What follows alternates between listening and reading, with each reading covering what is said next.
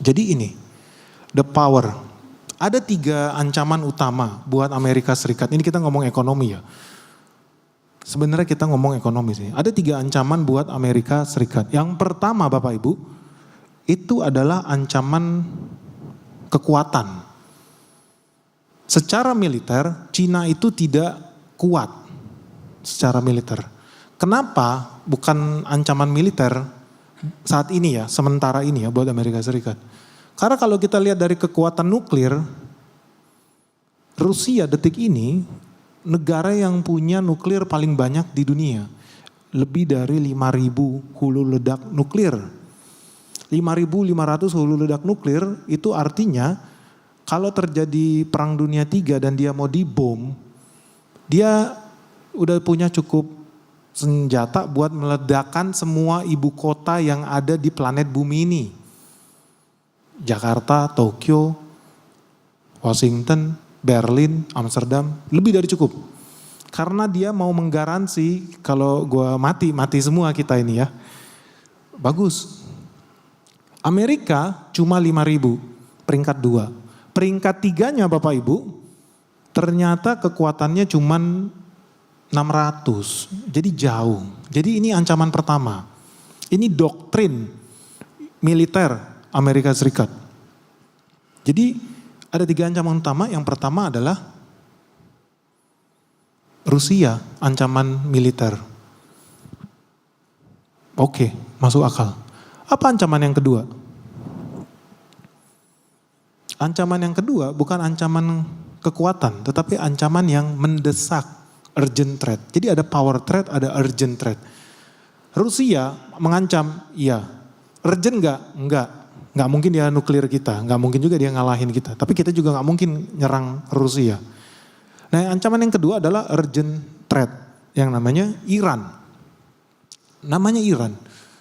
Iran udah selama bertahun-tahun, sekali lagi ini versi Amerika, mereka membiayai organisasi-organisasi yang dilabeli sebagai organisasi oleh Amerika. Ada Hezbollah, ada organisasi Hamas, ada banyak di Syria, di Yemen, di Irak. Nah, organisasi ini dianggap sebagai ancaman buat Amerika Serikat. Tapi kenapa Iran ini dianggap sebagai ancaman ya buat Amerika Serikat? Pernah gak sih bertanya-tanya, kenapa Iran dianggap sebagai ancaman dari Amerika Serikat? Kaya enggak? Nuklir punya? Belum jadi nuklirnya dia juga. Terus kenapa dianggap sebagai ancaman buat Amerika Serikat? Pernah gak sih kita berpikir sebenar-benarnya kenapa Iran negara kecil gitu-gitu kok dianggap, kok Amerika takut sama mereka? Ya, sebetulnya Amerika gak takut sama Iran Bapak Ibu. Yang Amerika takut, Iran gak mungkin nyerang Amerika Serikat, gak mungkin. Yang Amerika takut kalau Iran menyerang kepentingan Amerika Serikat. Menyerang US dollar. Maksudnya apa menyerang US dollar? Mungkin Bapak Ibu kalau ingat-ingat lagi, sekutu utama Iran yang ada di Timur Tengah, siapa ya? Mungkin hampir nggak ada ya, kecuali beberapa rejim di Irak, beberapa rejim di Lebanon, Hezbollah misalkan. Tapi kalau dipikir-pikir, berarti yang ditakutkan oleh Amerika Serikat, pada saat itu pun saya pikir, kenapa dia dimasukin sebagai urgent threat? Karena yang dia mau serang, yang terancam adalah US dollar Bapak Ibu. US dollar itu backbone-nya adalah minyak. Minyak produsen terbesarnya ya Arab Saudi. Venezuela banyak cadangan? Banyak. Tapi apakah diolah semuanya? Enggak. Jadi apa yang dia lakukan? Kalau Arab Saudi rata dengan tanah, berarti udah gak ada lagi petrodolar. Jadi relevan untuk Amerika Serikat jagain Arab Saudi. Masukin lapangan udara, pangkalan militer, dan termasuk naruh satpam di situ yang namanya Israel. Relevan. Menjaga kepentingan Amerika Serikat. Faktor cuan, ya dan tidak. Kenapa? Karena cuan terbesar Amerika Serikat bukan dari jualan minyak. Cuan terbesarnya dari jualan uang palsu. Yang nanti akan kita bahas. Nah, ancaman ketiga, dan ini yang paling mengerikan. Ancaman politis. Ancaman politik. Jadi political threat. Bukan Cina. Musuhnya bukan Cina. Musuhnya adalah CCP. Partai Komunis China. Dan ini ternyata sekarang jadi kejadian ya. Amerika nggak sebel sama Cina. Bukan Amerika itu rasis, Bapak Ibu. Bukan Amerika itu nggak suka sama orang Asia, enggak. Tapi dia nggak suka dengan apa yang dia nggak bisa kontrol. Dia nggak bisa kontrol rejim di China. Nggak bisa. Dia nggak bisa kontrol pemilu di China, seperti di Ukraina. Dia nggak bisa kontrol peredaran uang di China, seperti di Indonesia. Dia nggak bisa kontrol apapun di sana. Nggak bisa. Kenapa? Karena Cina bukan negara demokrasi. Kalau negara demokrasi, kepentingan kita terganggu, gampang.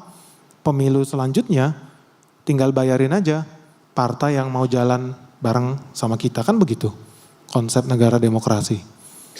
Di tingkat kabupaten, di tingkat kota, di tingkat negara, di negara-negara yang lemah institusinya akan lebih mudah dikendalikan. Tapi gimana kalau seandainya negaranya nggak bisa dikendalikan? Ya contohnya negara komunis, akan jadi masalah. Kenapa akan jadi masalah? Dan kenapa ini menjadi the biggest threat sebetulnya buat Amerika Serikat? Ini yang namanya the century of humiliation. Tahun 1839 sampai tahun 1939. Apa yang terjadi? Kalau Bapak Ibu di sejarah kita nggak diajarin ya, tapi ini 100 tahun Cina daratan itu diinjak-injak, disuruh pakai diekspor opium gila-gilaan sama Inggris. Habis-habisan. Kalau jalan di pinggir-pinggir jalan ya orang bergelimpangan aja pada mabok, mati. Selama 100 tahun mereka dipermalukan dan dipaksa untuk beli opiumnya Inggris. Ketika mereka mau akhirnya sadar, kayaknya nggak bener nih narkoba nih, kayaknya bahaya nih, kita tutup deh pelabuhan kita. Jangan kasih masuk barang-barang itu. Apa yang terjadi? Dibom. Pelabuhan-pelabuhan yang ada di Cina dibakar kota-kotanya sama Inggris. Hal yang sama juga dilakukan sama Amerika Serikat. Ketika Jepang menutup negaranya dari perdagangan dunia. Tapi ini jadi pola yang penting untuk Bapak Ibu lihat ya dalam 1-2 tahun ke depan kenapa ini menjadi semakin urgent buat kita ketahuin. Jadi ada peribahasa di era tersebut dan itu jadi backbone-nya CCP ya. Kalau negara kita ini dalam konteks bernegara, kalau negara kita bodoh, terbelakang, miskin, kita nggak akan dibiarkan bodoh, kita nggak akan dibiarkan miskin, kita nggak akan dibiarkan tertinggal. Orang yang bodoh, orang yang miskin, orang yang tertinggal harus dianiaya. Ngeri ya. Dalam konteksnya bernegara berarti negara yang miskin, negara yang bodoh, negara yang tertinggal wajib dianiaya, wajib diperkosa, wajib loh. Artinya apa? Artinya kita jangan sampai tertinggal, kita jangan sampai bodoh, kita jangan sampai miskin. Dan ini di-embed di pelajaran-pelajaran generasi anak sekolah di sana ya. Kenapa kita bisa dipermalukan selama ratusan tahun? Karena kita bodoh, kita tidak terdidik, kita tertinggal, kita miskin. Kita dipermalukan, kita diperkosa. Capek-capek orang macul-macul jadi petani di Cina, dapat duitnya harus beli opium. Opium kerajaan Inggris. Kapan majunya negara ini? Nggak bisa. Dan mereka sadar itu. Sehingga pada perkembangannya ini konsep yang saya namakan ETM. Jadi ETM ini ekonomia, teknologia, militia. Jadi militia apa artinya? Negara kalau mau maju, ekonominya dulu harus maju, teknologinya terus maju, baru militernya harus maju. Ini wajib. Jadi prinsipnya apa? Ini ada ex opibus teknologi, ex teknologia militia. Jadi ekonomi membangun teknologi, opibus itu kemakmuran, prosperity. Jadi kalau udah prosper, ekonomi membangun teknologi dan teknologi nanti akan membangun militer. Ini yang akan dilakukan. Dan teman-teman kalau bisa melihat ini yang wajib dilakukan Indonesia juga.